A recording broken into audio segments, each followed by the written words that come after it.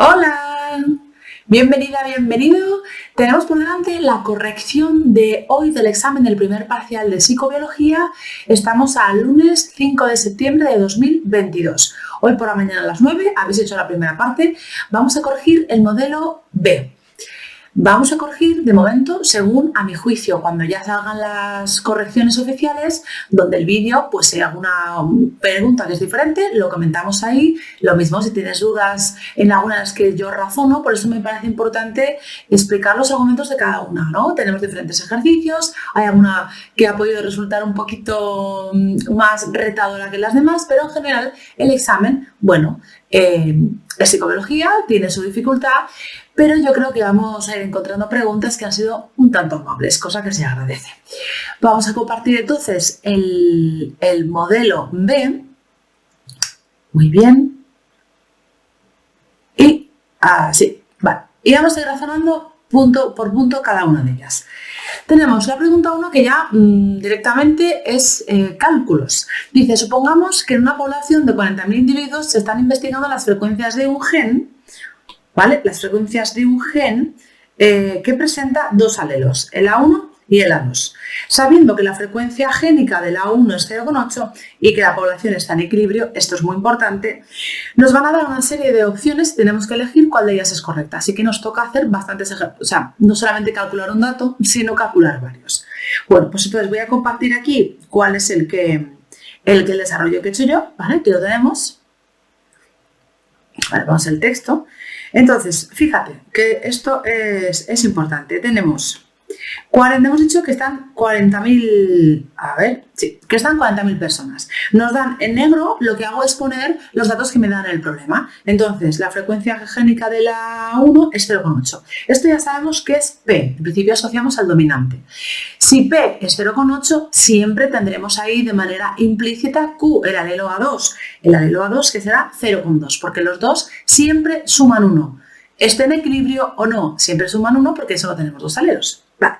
Ahora, ¿el equilibrio qué implica? ¿Qué significa? Pues que la frecuencia que tenemos ahí genotípica de homocigótico dominante, heterocigótico y homocigótico recesivo equivale a que yo coja el alelo, ¿vale? En este caso P, lo eleve al cuadrado y se equiparan. Lo mismo, el heterocigótico, 2 por P por Q, o el homocigótico recesivo, coger Q, elevarlo al cuadrado y ya tenemos. Esta correspondencia se puede dar porque nos están diciendo que está en equilibrio. Entonces, tomamos el valor de 0,8, lo elevamos al cuadrado y ya tenemos la frecuencia genotípica de los homocigóticos dominantes. Hacemos lo mismo con todo lo demás y podemos ver 0,64, 0,32, 0,04. De nuevo, estas tres suman 1, pero eso siempre, independientemente de si está en equilibrio o no. Por lo que digo, porque al final tenemos tres genotipos diferentes, ¿no? Bien, entonces, personas de nuevo homocigóticas dominantes, heterocigóticas, homocigóticas recesivas. ¿Cómo hemos calculado cuántas personas corresponden a cada uno? Bueno, nos dicen que tenemos 40.000 en total. Entonces, ¿qué hacemos? Cogemos la frecuencia genotípica y la multiplicamos por 40.000. 0,64 por 40.000 nos da que corresponde a 25.600 personas que tienen la frecuencia homocigótica dominante. 0,32 la heterocigótica y 0,04 la homocigótica recesiva. Y entonces aquí tenemos uno cada uno. Y bueno, luego pues la frecuencia genotípica, que es la que hemos sacado aquí, para que tengamos todos los datos a mano. Vale. Con esto en mente, ¿qué opción es correcta? Dices, bueno, pues a ver. La A dice que aquí tenemos 12.000 individuos que presentan el 12.800 el genotipo heterocigoto. 12.800, esto es correcto. La B dice la frecuencia del genotipo A1A1, es decir, homocigótico dominante, es 0,64. Frecuencia del genotipo 0,64, cierto. La C, la frecuencia del genotipo A2A2 en la siguiente generación será 0,2. No, ¿vale? Es 0,04. Entonces, las correctas son la A y la B. Estas son las únicas que son correctas. Vale, vamos con la siguiente pregunta, por lo tanto la 1 es la D. Esta la encajamos dentro del tema 4, ¿vale? Tema 4. Vamos con la pregunta 2. Dice, al final del potencial de acción se da una hiperpolarización que es consecuencia, o sea, final del potencial de acción. Hiperpolarización, sabemos que esto implica que tenemos una carga muy negativa, menos 90, ¿vale? La A dice, ¿qué pasa? Que es consecuencia de la inactivación de los canales de cloro. Bueno, en esto directamente la opción correcta es la que yo indico, es la C, porque se acumula iones potasio en el exterior de la membrana celular. Si en el exterior hay muchos iones de potasio, la diferencia de carga es muy grande. Fuera está muy positivo y dentro está muy negativo. Esto es así, es correcto. Esto es porque los canales dependientes de voltaje de sodio en la fase descendente siguen abiertos y no para de salir, y no para de salir, no para de salir. Entonces, la opción A que dice inactivamos canales de cloro dependientes de voltaje, esto no tiene sentido, no estudiamos nada de esto. La B dice el cierre de los canales de calcio, de nuevo aquí que pinta el calcio tampoco. Y la D dice la salida de iones proteicos. Y hemos visto que estos iones proteicos no salen nunca, se quedan dentro para mantener precisamente esa carga negativa. Con lo cual, la 2 es la C y esto corresponde al tema 9. 9 no, al 7, al tema 7. La pregunta 3 dice, no se origina en el tronco del encéfalo. El nervio no en el tronco del encéfalo. ¿Qué tal ha ido este? Espero que haya ido bien. Sería el olfatorio. El olfatorio es el 1, ¿vale? El 1, entonces entra directamente en el hemisferio cerebral, ¿sí? Luego tendríamos el 2, que sería la vista, ¿sí? Ese tampoco entra en el tronco, ese va directamente al tálamo, ¿no? Al núcleo geniculado lateral, a los núcleos geniculados laterales. Bien. Los demás tenemos el oculomotor, el auditivo y el facial. El oculomotor entra en el mesencéfalo. ¿Vale? La altura del mesencéfalo.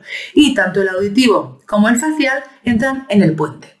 Entonces, el oculomotor era el 3, ¿vale? Es el 3. El auditivo es el 8, que como digo yo, tiene forma de oreja.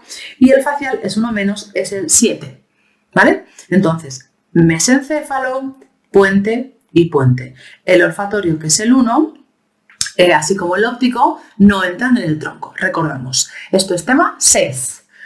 Vamos con el 4. Dice, en el juego del conflicto de halcones y palomas podemos afirmar que...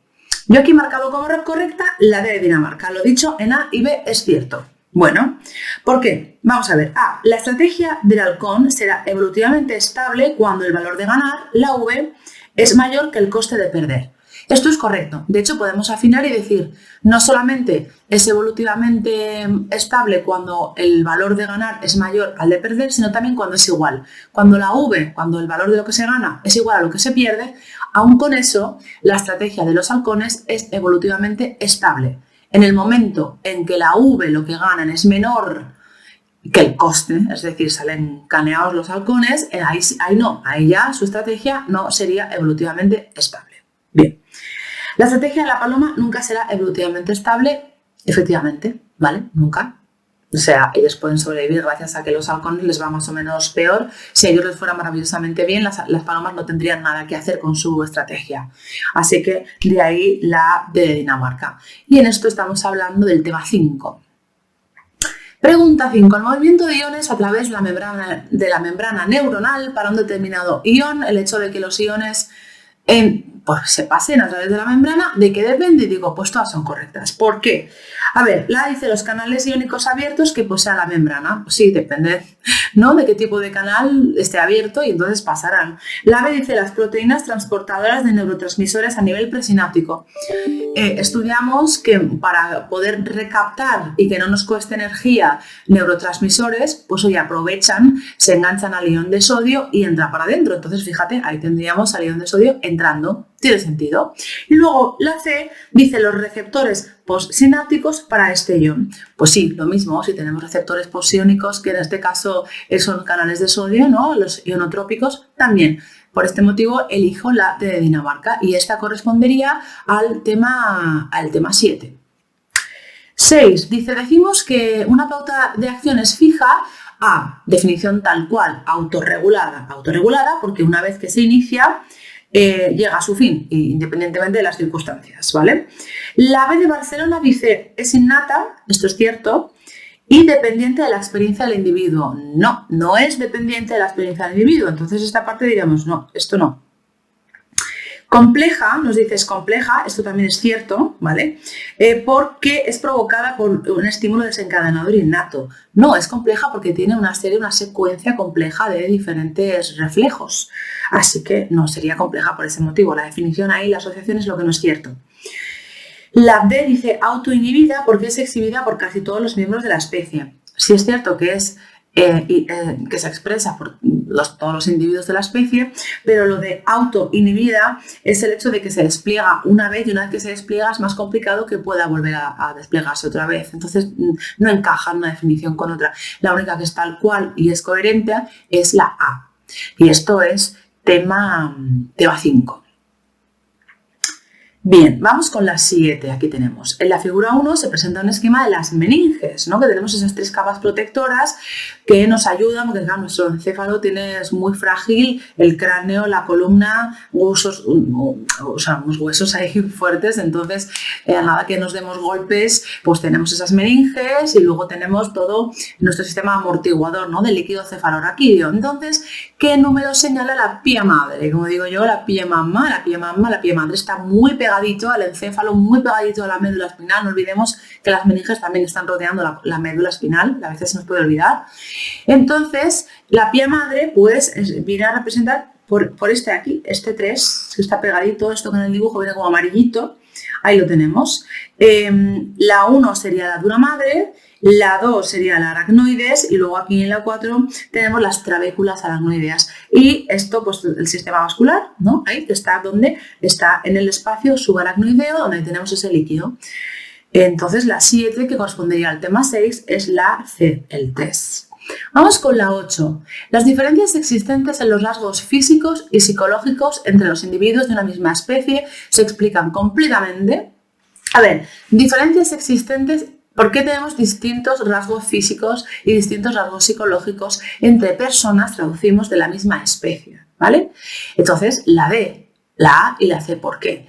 Porque tenemos dotación genética que es específica, una variabilidad diferente en relación a los demás, pero a la vez por los factores epigenéticos, es decir, toda esa influencia, ¿no? Que no tiene que ver expresamente con la parte genética, sino externa.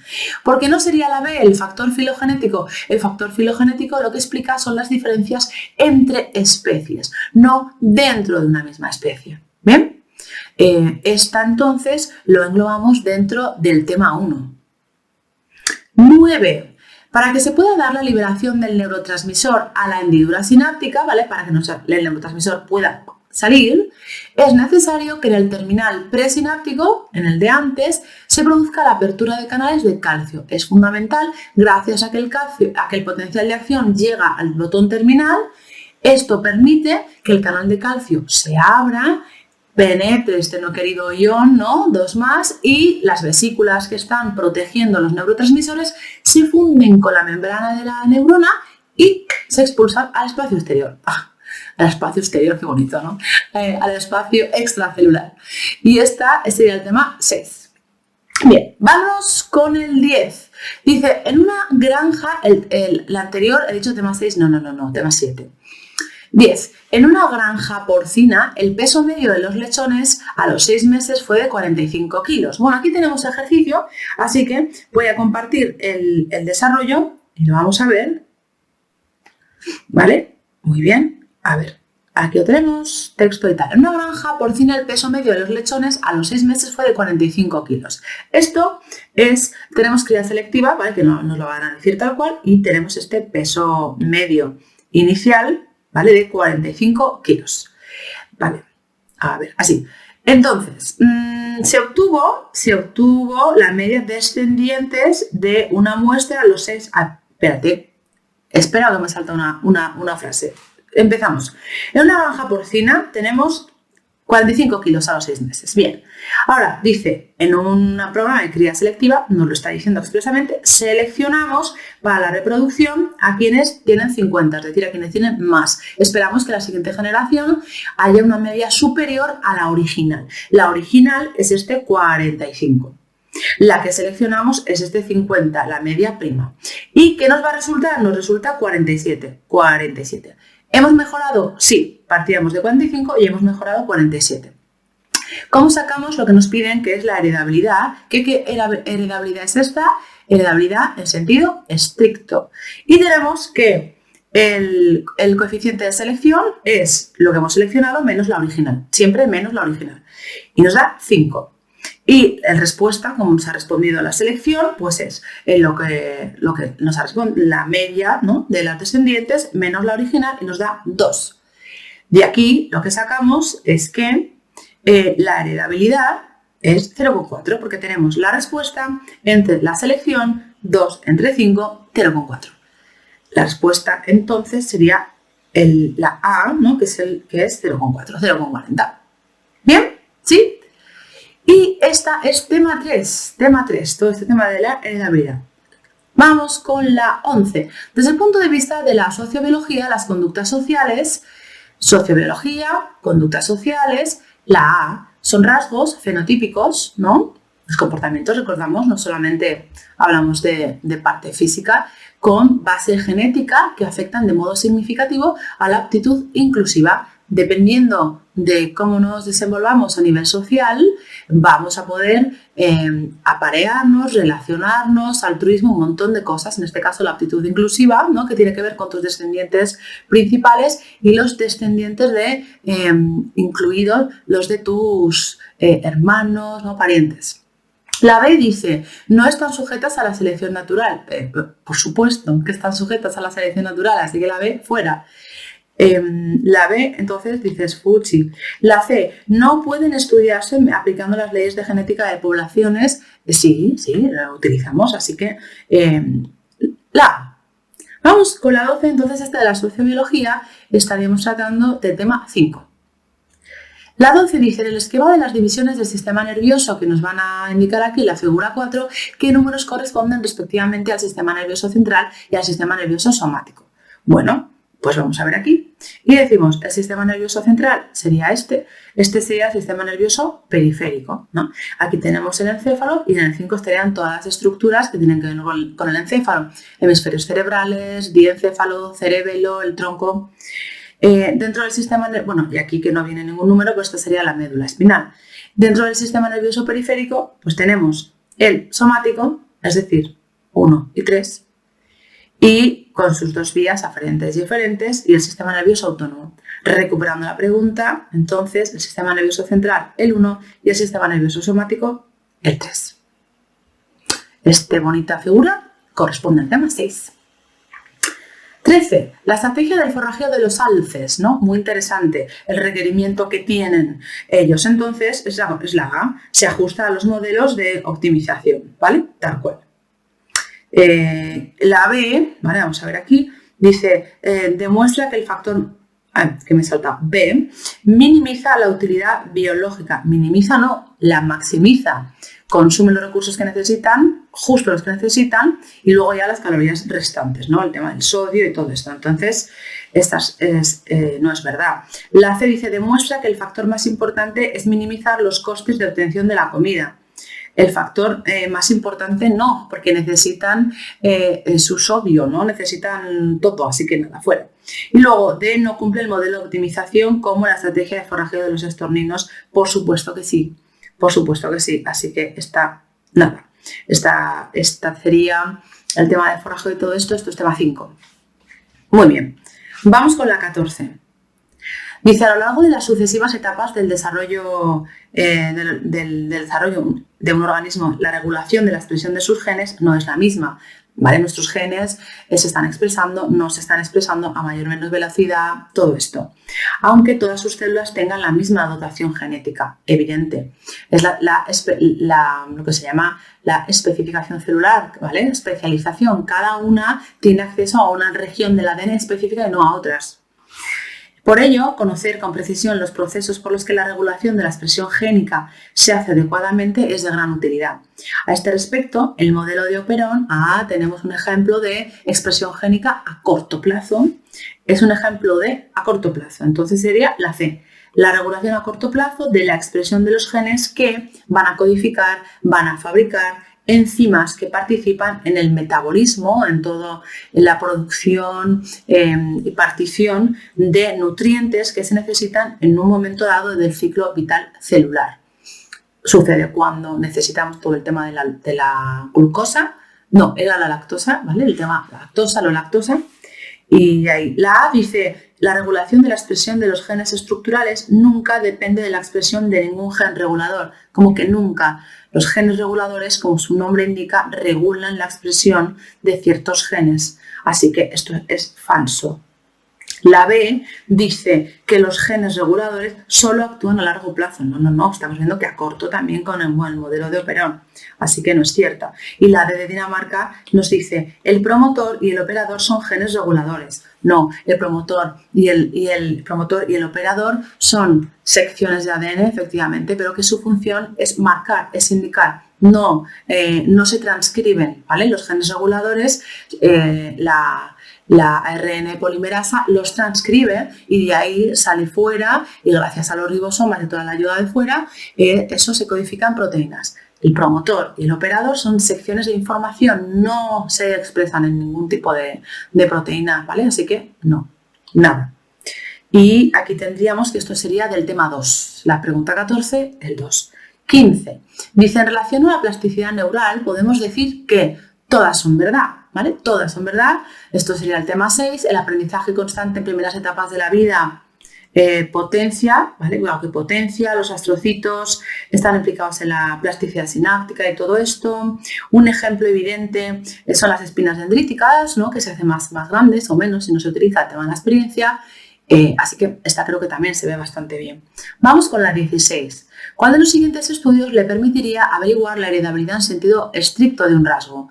La heredabilidad en sentido estricto, amplio, a veces nos puede crear dolor de cabeza, aunque luego es más sencillo de lo que parece. Te dejaré el enlace a una clase donde hago un resumen de todo lo que tiene que ver con esto y varias preguntas de este examen se pueden responder con esa clase. Así que si quieres echar un ojo porque tengas duda y estés utilizando el examen para repasar, pues puede ser un buen momento, ¿sí? Bien, entonces, heredabilidad en sentido estricto. Entonces, hablamos de la proporción de la varianza genética que se debe a los genes aditivos. Y ahí hablamos de hermanastros. ¿Por qué? Hermanos completos. Porque hermanos gemelos dicigóticos o gemelos monocigóticos tenemos la heredabilidad en sentido amplio, ¿vale? Sentido amplio. Tema 3. 17. Cuando por efecto de la selección natural en una población va disminuyendo la frecuencia de los individuos de ambos extremos, entonces, ¿qué quedan? Los del medio. Estamos hablando, ¿vale? En distribución fenotípica de apariencia. Estamos hablando de un tipo de selección que es estabilizadora. Disruptiva sería lo contrario, es decir, favorecemos los extremos y los términos medios, caput. Direccional, bueno, estamos favoreciendo un extremo en contra de otro, entonces de ahí lo de direccional.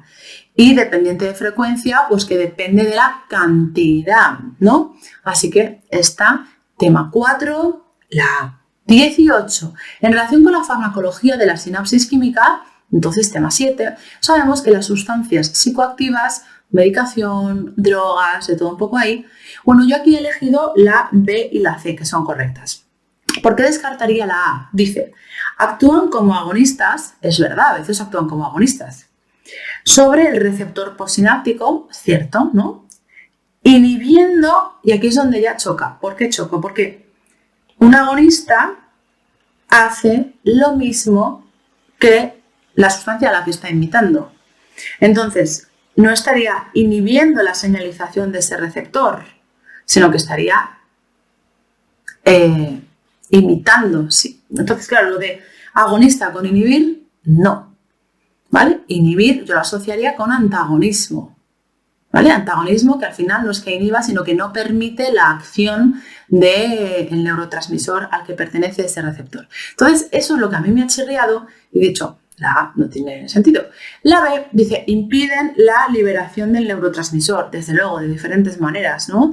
Compitiendo de forma que el calcio no entre, como hemos dicho antes, entonces las vesículas no puedan verter fuera los neurotransmisores. Una manera es eso, fenomenal. La C, impiden la recaptación de neurotransmisor. Tenemos cantidad de antidepresivos que funcionan de esta manera. O sea que desde luego pueden ser cualquiera de las dos. Bien, 19. Esta tiene un texto bastante extenso, ¿no? Dice que, bueno, diversos estudios señalan la capacidad de los compuestos piretroides utilizados como plaguicidas para inducir neurotoxicidad tras exposiciones crónicas a bajas concentraciones, habiendo sido relacionados en el desarrollo del trastorno como la enfermedad de Parkinson o el trastorno por déficit de atención e hiperactividad. Bueno, entonces, en una investigación que llevaron a cabo Murillo Puig y compañía en las islas de Tenerife, se detectó la presencia de estos compuestos en el 96,1% de la población estudiada, atención, y que no había sido expuesta a ellos por motivos de trabajo. Lo que hace pensar que aunque estos plaguicidas son poco persistentes, pueden acceder al organismo, está claro, ¿no? Fundamentalmente a través de la dieta. ¿Con qué tipo de estrategia de investigación podría comprobarse estos supuestos? Si estos supuestos han ejercido algún efecto neurotóxico en la población estudiada. Bueno, elijo la de Dinamarca, que es una contrastación observacional, que es una estrategia de contrastación empírica, tenemos tanto observacional como experimental. ¿Por qué las demás las descarto? Porque dice una intervención conductual, intervengo conductualmente para ver cómo afecta al organismo. Entonces, si estamos hablando de un plaguicida, nos interesará, si es caso, si está permitido, una intervención somática. Te voy a dar este plaguicida y vamos a ver, ¿no? Entonces, conductual no. Y es que además, dice, es siendo los cambios en la actividad cerebral la variable independiente. Si hablamos de cambios en la actividad cerebral de variable independiente, no estaríamos hablando de una intervención conductual. Una intervención conductual, la variable independiente es la conducta, no el organismo. Entonces, doblemente fuera.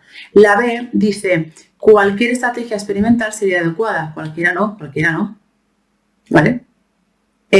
¿Por qué? Porque conductual, de nuevo, no tiene sentido. Tú estás queriendo ver si una sustancia afecta. Entonces, yo por ese motivo la descarto.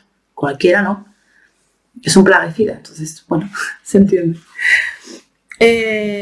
Y luego, una intervención somática, bueno, ¿vale? En la que la variable independiente es el plaguicida.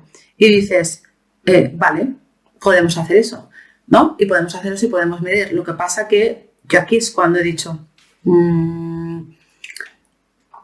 a ver, pero ¿les vamos a dar nosotros el plaguicida? Yo creo que es un estudio donde se ha observado y entonces, ¿qué haríamos ahora? Comprobar la actividad cerebral. Observaríamos, ¿no? Haríamos una serie de pruebas para ver cómo está la actividad cerebral. O sea, no me voy a poner a... Entonces, por ese motivo es que he elegido la D. Entiendo que esta pregunta al final tiene bastantes lecturas, honestamente. Y se puede decir, pues cualquier estrategia experimental sería adecuada. Bueno, pero es que dices, para empezar la conductual, no. Así que por eso he descartado la B. Y la C, la intervención somática, donde la variable dependiente es el plaguicida, sí, pero estaríamos midiendo, después mediríamos qué cambios ha tenido en la conducta. Y aquí lo que se nos está pidiendo es, queremos saber si ha habido algún problema neurotóxico, ¿vale? A ver, dice aquí la preguntita, con este tipo de estrategia, comprobarse en ejercicio neurotóxico en la población, pues entonces...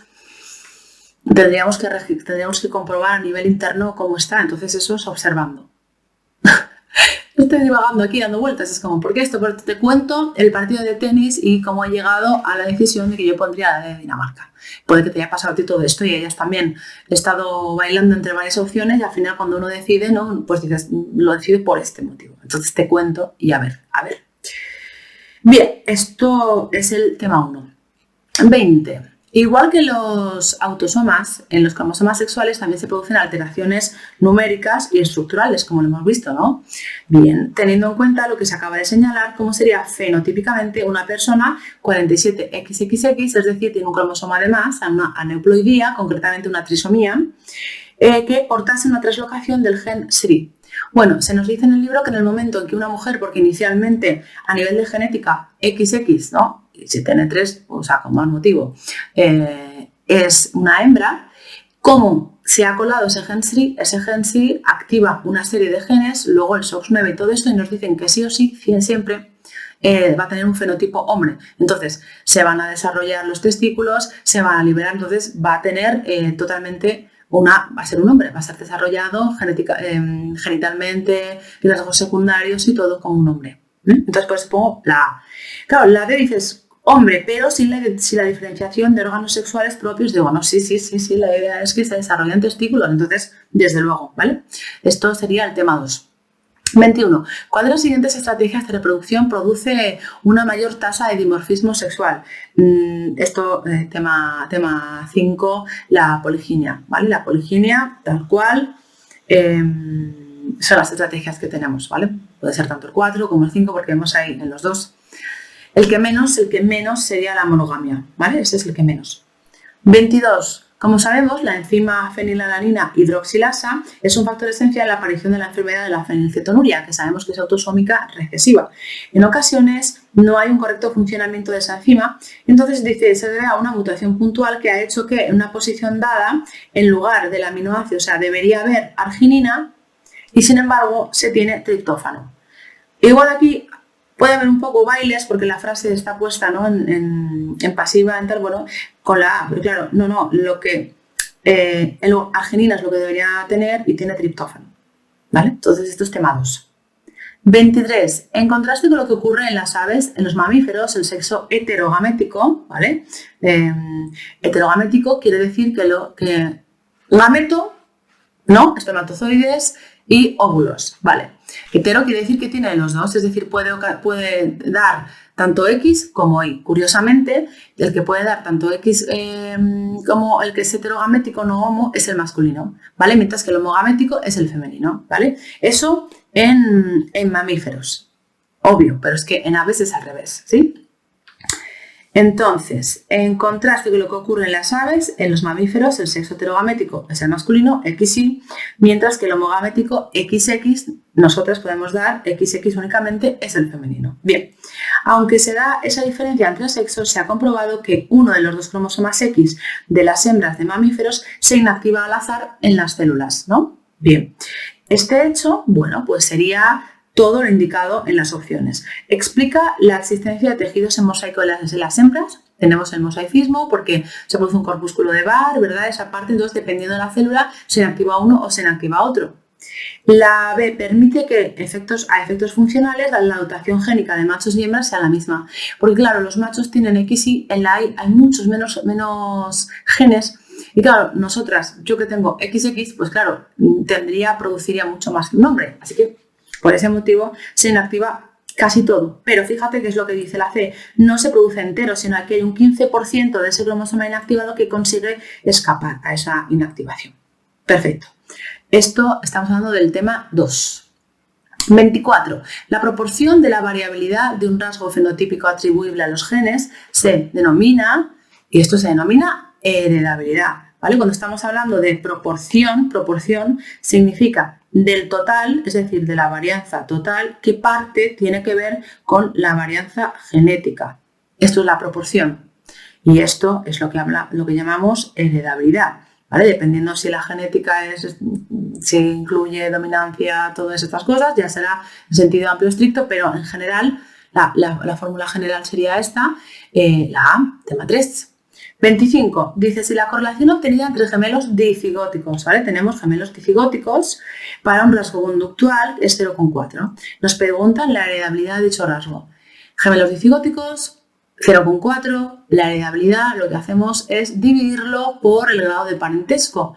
Se divide por el grado de parentesco, que es 0,5. Matemáticamente es mucho más maravilloso multiplicarlo por 2, así que 0,4 por 2, 0,8. Tema 3. ¿Bien? 26. Dice, en las últimas décadas numerosas investigaciones han proporcionado nuevos datos sobre la regulación génica en algunas formas de obesidad. Bueno, entonces aquí nos dice, en este sentido, se ha obtenido experimentalmente ratones homocigóticos para el alelo recesivo OB, ¿vale? Ahí tenemos, que se caracterizan por ser obesos porque no fabrican, ¿vale? No sintetizan la leptina, ¿no? Que es esta hormona que se libera sobre todo en la grasa y que dice a nuestro organismo, ahí tenemos a nuestro ahí me sale subtálamo, hipotálamo, que recoge la información de que ya estamos saciados suficiente y ya no hace falta. Entonces, claro, si te falta, pues no hay esa sensación de saciedad, o llega bastante más tarde. Igualmente se han obtenido ratones obesos para homocigóticos recesivos para otro gen, en este caso tiene que ver con el receptor. O sea, si el neurotransmisor no funciona bien o el receptor no funciona bien, problema. Dado estos datos, ¿cuál es la probabilidad de que los descendientes de una pareja de ratones fenotípicamente normales heterocigóticos para ambos loci sean obesos. Entonces, ¿qué tenemos que hacer? Nos vamos a plantear este ejercicio y lo vemos aquí. Mira, tenemos, según lo que nos han dicho primero, que es lo que voy a poner, esto es lo que nos da el problema, ¿vale? Esto aquí es lo que nos va a dar el problema y yo lo que hago es, lo voy a poner de negro para que lo veas bien. Bien, entonces, OB son homocigóticos recesivos, obesidad porque tendríamos problema con el neurotransmisor. DB, obesidad porque tenemos problema con el receptor. Una manera de simplificarnos la vida es decir, bueno, vale, pues al OB lo voy a llamar A y al D lo voy a llamar B. Y así tengo, en lugar de OB, tengo A minúscula, y en lugar de DB, tengo B minúscula, ¿no? La vida feliz, mejor. Vale. Ahora me dice que tenemos la línea parental, que son estos de aquí, vale, la línea parental, estos de aquí también, que son heterocigóticos, es decir, tienen el dominante y el recesivo. Dominante y recesivo. Traducimos, simplificamos, dominante recesivo. Sacamos, cruzamos a uno con el suyo así, ¿vale? Y tenemos aquí la tabla diferente de cada uno de ellos. Entonces, aquí, por ejemplo, que pues el A con el B, el A con el B, el A con el B, el A con el B. O sea, aquí tenemos los diferentes gametos.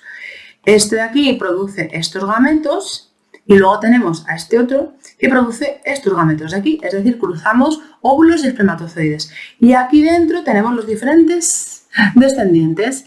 ¿Cuáles de ellos tendrán obesidad? Pues vamos a localizar a quienes son homocigóticos recesivos para cualquiera de los dos genes. ¿Que cuáles son? Pues tenemos aquí, dices, este de aquí tenemos uno, aquí tenemos otro, aquí otro, es decir, buscamos B minúscula, A minúscula, A minúscula, como es 1, 2 y 3, y como vemos, y aquí tenemos uno y otro. Y si no he contado mal, que sí he contado mal, así que vamos a contar, tenemos 1, 2, 3, 4, 5, 6 y 7. 7, no pasa nada, mira qué bien, 7. Y ahora tenemos, ¿cuántos descendientes en total hay? Pues hay 4 por 4. 4 por 4, 16. Tenemos 7 de 16. Pues vamos a cambiarlo en mis opciones. Vale, entonces yo aquí, 6 de 7, no.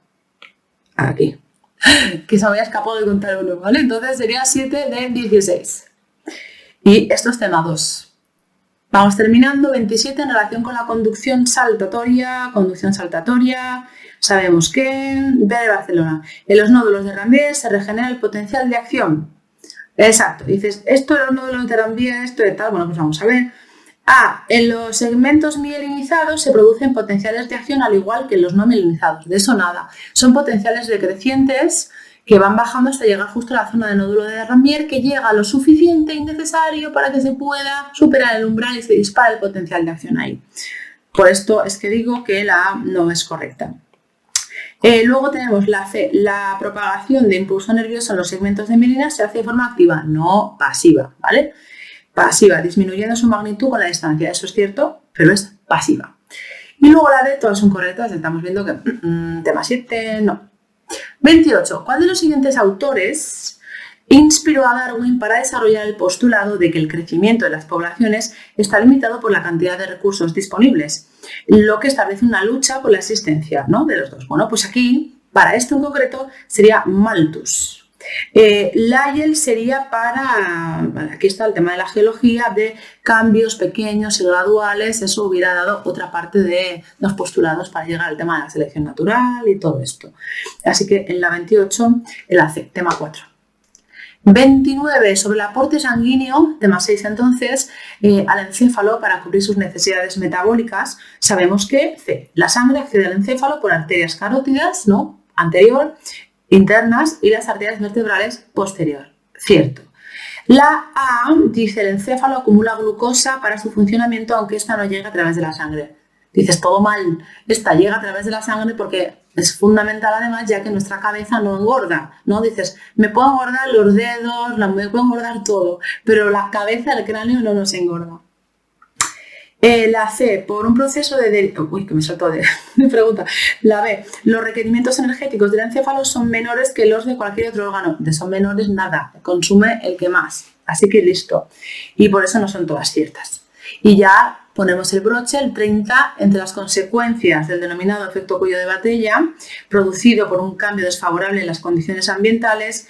Esto provoca una disminución importante en su variabilidad genética. De repente perdemos individuos que se han podido llevar alelos que eran característicos, que aportaban esa variabilidad y han desaparecido para siempre del acervo genético de esa especie. La A dice, puede disminuir la endogamia facilitando la evolución. De disminuir nada, todo lo contrario, quedan 4 y se reproducen entre ellos, eso favorece la endogamia. Y la C, por un proceso de deriva genética, ¿vale? La deriva es el hecho de que haya cambios, bien, puede impedir el cambio evolutivo al mantener inalteradas las frecuencias génicas. No, mantener inalteradas no, precisamente hemos dicho que desaparecen posiblemente alelos o desde luego numéricamente ha cambiado la proporción de unos y otros. Entonces no son todas verdad. Y diríamos que es eso, que es la B.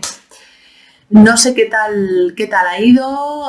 Bueno, hablamos de una asignatura que es pues que tiene su reto. Espero que haya ido bien. Si hay alguna que te parece que podemos razonar de manera diferente, me lo cuentas y lo vemos. Y bueno, mucho ánimo, que la semana todavía acaba de empezar y tenéis más exámenes. Ánimo si estás viendo el vídeo para repasar de cara al examen que te toca. Respiramos y se continúa. Un besito. Hasta luego.